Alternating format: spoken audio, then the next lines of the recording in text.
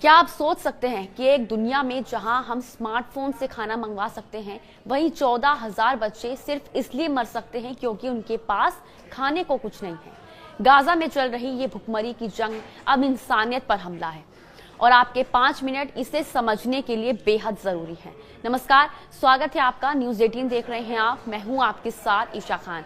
Gaza एक बार फिर मानवता की कब्रगाह बन चुका है। संयुक्त राष्ट्र की चेतावनी के अनुसार अगर अगले 48 घंटे में पर्याप्त मानवीय मदद नहीं पहुंचाई गई तो गाजा में 14,000 नवजात बच्चों की मौत हो सकती है। इसकी सबसे बड़ी वजह है इजराइल की 11 हफ्तों से जारी सख्त नाकेबंदी, जो न सिर्फ खाद्य सामग्री बल्कि मेडिकल सप्लाई को भी गाजा में घुसने नहीं दे रही।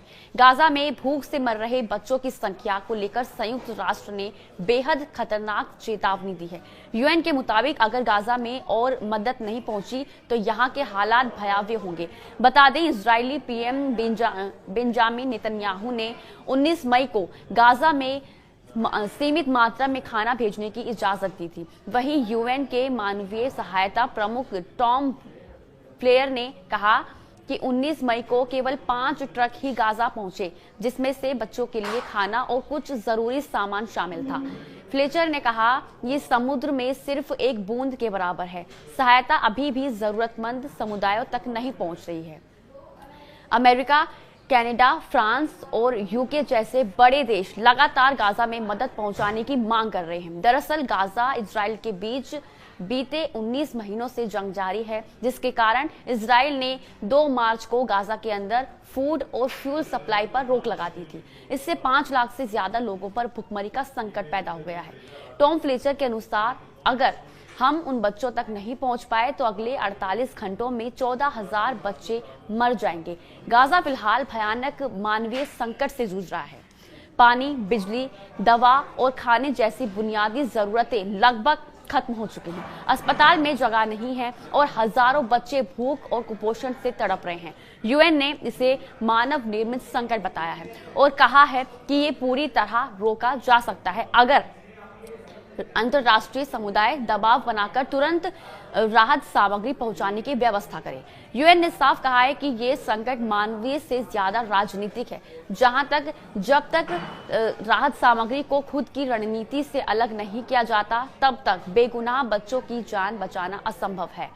टॉम फ्लेचर ने सभी संबंधित पक्षों से अपील की है कि ये बच्चों की जान बचाने को प्राथमिकता दें और तुरंत अगला 48 घंटे इतिहास के सबसे शर्मनाक पलों में गिने जाएंगे। फ्लेचर ने कहा, गाजा में बड़ी संख्या में बच्चे कुपोषण का शिकार हैं। उन्होंने कहा, गाजा में फूड सप्लाई पर रोक से पहले हर रोज लगभग 600 सहायता ट्रक आते हैं, जिसके मुकाबले अभी दी जा रही काफी कम मदद है। फ्लेचर ने गाजा में शिशु आहार और खाने से भरे 100 ट्रक और पहुंचने की उम्मीद जताई है। यूएन ने इजराइल के कदम की सराहना की, लेकिन और ज्यादा सहायता की जरूरत बताई गई है। यूएन के खाद्य सुरक्षा विशेषज्ञों ने पिछले हफ्ते गाजा में अकाल की चेतावनी दी थी।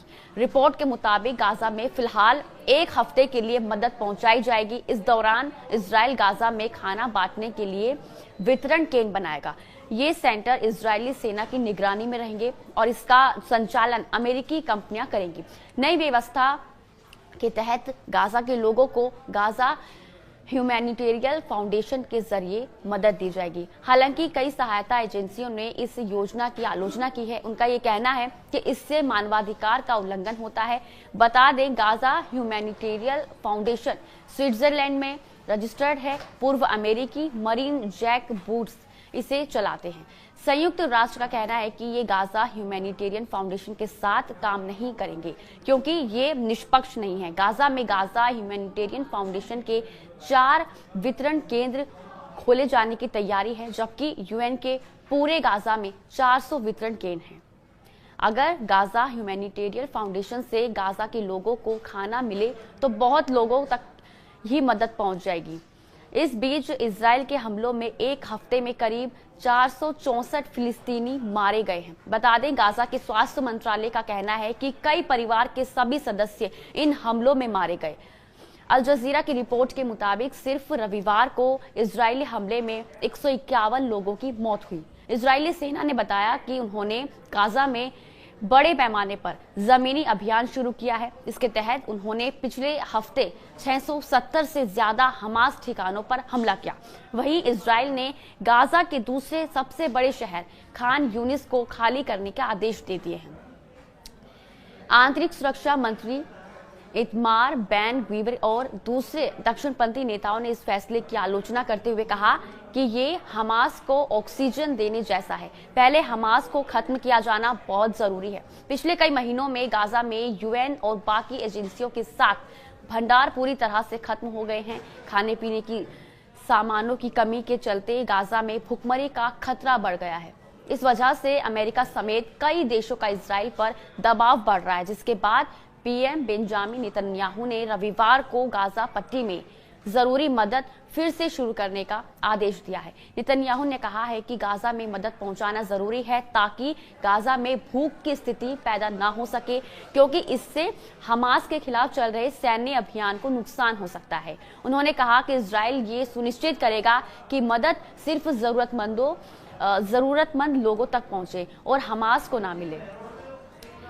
हर दिन लाखों लोग सूप की एक कटोरी के लिए लंबी कतारों में लगते हैं, लेकिन अधिकतर खाली हाथ लौट जाते हैं। प्रधानमंत्री नेतन्याहू ने स्पष्ट कर दिया है कि जब तक सभी बंधक रिहा नहीं होते और हमास का खात्मा नहीं होता, युद्ध जारी रहेगा।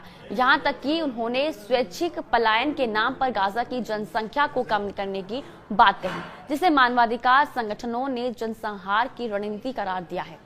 तीनों देशों के नेताओं ने चेतावनी दी है कि इजराइल ने गाजा पर हमले नहीं रोके और वहां आवश्यक वस्तुओं की आपूर्ति पर लगी रोक हटाई तो उसके खिलाफ कार्रवाई की जाएगी। जबकि फ्रांस के विदेश मंत्री जेन नोएल बेस्ट ने कहा कि फ्रांस इजराइल के साथ अपने लंबे समय के संबंधों की समीक्षा कर रहा है। इसके जवाब में इजराइल के प्रधानमंत्री बेंजामिन नेतन्याहू ने कहा है कि उनका देश बर्बर लोगों के खिलाफ युद्ध लड़ रहा है। इसमें विजय प्राप्त होने से पहले वहां नहीं रुकेगा।